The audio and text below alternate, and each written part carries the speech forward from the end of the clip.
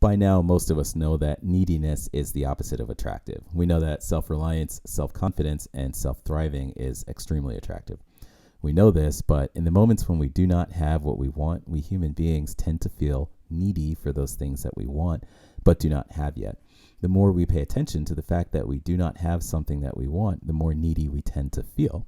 In the context of relationships, when we discover that we want a romance or a friendship, when we discover that we want a robust professional network, when we discover that we want clients for our businesses, as we notice that we do not yet have what we want, the more that we notice that we do not have what we want, the more needy we tend to feel, and that is limiting for us.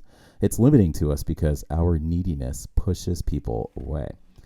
The purpose of this video is to make it easier for you to shift from that vulnerable place of neediness into a very strong place of self-confidence. The result will be your attractive nature in any kind of relationship that you can think of.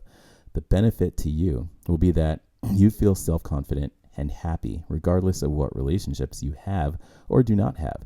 But simultaneously, for that relationship that you want but you do not have it yet, you'll discover that there is a strong opportunity for you to create that connection that you're looking for. The person who is not valuing you will come to really value you, and they will want to be around you. The romantic partner that does not notice you or seem attracted to you, the casual sex prospect that does not seem to be attracted to you, the people who do not seem to want to be friends with you, the professionals that do not seem to value your professional skill, the prospective clients that do not fully understand the value of what you do. All of these people will suddenly turn up and really want you because your self-reliance, your self-confidence, and your self-thriving is extremely attractive. So think about what that means for you. Who are you feeling needy for right now? What would life feel like if you just felt loved, appreciated, and valued before you even started thinking about this person or anyone for that matter? Think about what life would feel like during those moments when you're just feeling self-confident. That person then shows up and your mood is boosted. Think about how good you'll feel then. That's the feeling that you want to identify right now. This visualization that we're doing will be your crutch. And what we know about crutches is that they are helpful until they're hindering. If you've ever broken a leg or sprained an ankle, as you used your crutches, they allowed you to be mobile while you were healing.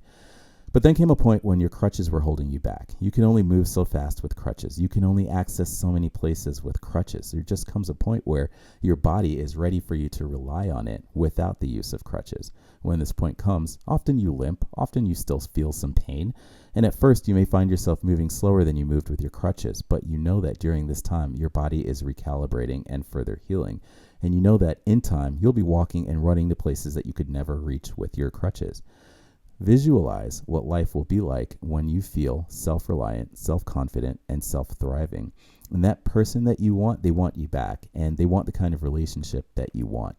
Whether talking about family, friends, casual sex, romances, professional networks, clients, leadership roles, visualize the life where you're just self-confident and you have the relationships that you want with the people that you want.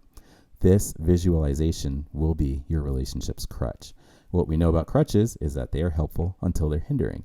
This crutch is helpful when you're feeling needy because as you give your attention to your vivid visualization, you will have a corresponding improvement in the way that you feel about yourself, and you'll have an improvement in the way that you feel about those people that you desire. Just as you would watch a movie and have a corresponding reaction, just as you might watch a comedy and feel fun and laughter, just as you might watch an action thriller and feel alive and on edge, just as you might watch a drama and feel a range of emotions from sadness to joy, as you cultivate your vivid visualization of your self-confident life filled with the relationships that you want with the people that you want. As you give your attention to this visualization, you'll have a resulting improvement in the way that you feel about yourself, and you'll have a resulting improvement in the way that you feel about the person that you want but do not have yet. This is an amazing crutch because it will lift you out of a place of sadness and emptiness when you're noticing that someone that you desire is just not around right now. Like any crutch, you will have to know when to put it down. Obviously, it would not be good to live your whole life in visualization. You want to experience the fullness of life in the present. Visualization will help you find peace and joy and self-confidence, but as you're daydreaming, simultaneously, you're not experiencing those people and those things in your present environment who have the ability to bring you immense joy right now.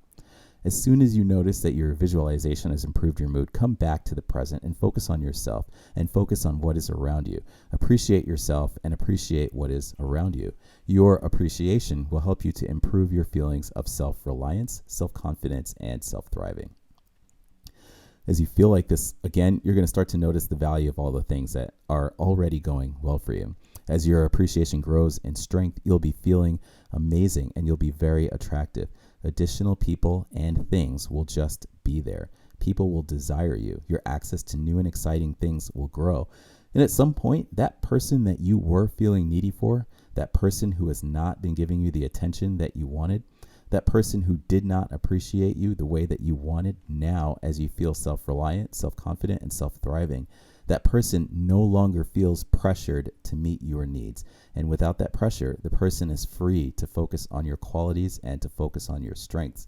With that focus, you will notice their attraction to you, be it physical or romantic, be it family or friendship bonds, or be it some kind of professional connection. That person is going to want you and you'll have the connection that you want. But do know this, the part about someone finally appreciating you in the way that you deserve to be appreciated, that is a byproduct of a much more valuable outcome, which is your self-reliance, your self-confidence, and your self-thriving. You are on a whole new level when you feel this way, and life is everything that you want it to be when you feel this way. The emotion that you feel impacts the thoughts that you have. When you feel needy, sad, or empty because you do not have the kind of relationship experience that you want, when you feel that way, it's harder to visualize your self-confident way of life, which does include the person that you've been feeling needy for. When feeling needy, your ability to communicate in a way that is clear and attractive is hindered. Words that make total sense to you may not make sense to that person that you're feeling needy for. Attempts to fix a relationship when you feel needy are massively hindered by that needy, insecure feeling. What you do is always your choice. My recommendation is that you find your feelings of self-reliance, self-confidence, and self-thriving first. Then reach out if you really want. The interaction will be different at that point. But you won't even really need to reach out. Your attractive nature will draw the attention and the appreciation of the people that you want in your life. The challenge in the beginning is understanding this, learning this wisdom. It's useful, but then the next challenge is actually applying it. It is hard. When you're feeling sad or empty, it is hard to regain your sense of self-confidence and thriving. You can make your journey easier by doing the following. Do your best to appreciate yourself and your surroundings and accept that your best is good enough. If you're still feeling sad, then do your best to chill out. Cry if you must, or be angry if you must. And in the moments when you are exhausted from crying or from yelling, just sit in silence and think about something that is insignificant. Place your attention on something that does not really matter and keep your attention there until you feel a sense of relief. This is known as meditation. And with practice, it is a strong tool. Appreciation and meditation are strong tools for getting you on your feet and for helping you to feel self-reliant, self-confident, and self-thriving.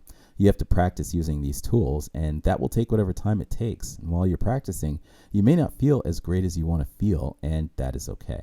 Just keep going. Appreciate the fact that you are on your way to what you really want. Just as you would appreciate the healing that takes place with your broken leg, appreciate the healing that is taking place with your emotion. That's all you need to do. There will be moments where you'll find relief, clarity, and joy. And over time, these moments are going to last longer and longer. And you'll reach a point where you just feel uplifted most of the time. And that's what you want, to feel uplifted most of the time and to accept that negative feelings are a useful part of life. In the Happiness is Power series, Should People Always Be Happy explains the value of negative feelings. When your appreciation and or meditation have brought you a sense of relief, this is when visualization becomes an effective crutch. When your visualization makes you feel strong, happy, and satisfied, this is when it is time to come back to the present and focus on yourself and on what you already have. As you're living life in the present and appreciating the present, your attractive nature will draw people and things to you in your present life experience. That person that you were feeling needy for, now that you're just feeling great on your own, as you're living in the present, at some point that person will join you in the present for some kind of connection. If you can maintain your feelings of self-reliance, self-confidence, and self-thriving, this person will be more and more attracted to you. If you find yourself feeling needy again, this person may go away, but that's fine because you will again use your meditation, appreciation, and visualization, and then appreciation of the present, and that will put you back in your zone. And at that point, you'll just be loving life, and you'll likely find that that person, amongst a lot of other people, will show up again. This applies to familial relationships when you're feeling needy and empty when someone is not around. This applies to friendships and acquaintances as well. It applies to casual sex encounters, and it applies to romantic relationships. And finally, this does apply in your professional life. You've just got to be satisfied with what you have right now, such that you feel like you've got everything. That is going to be very attractive. And those people that you once felt needy for, along with a lot of other people, will show up and they will want you. Just do your best to meditate, appreciate, visualize, and enjoy the present. As you get good at this, life is going to feel ridiculously good, and you will attract all of the relationships that you want with all of the people that you want. Sending good vibes.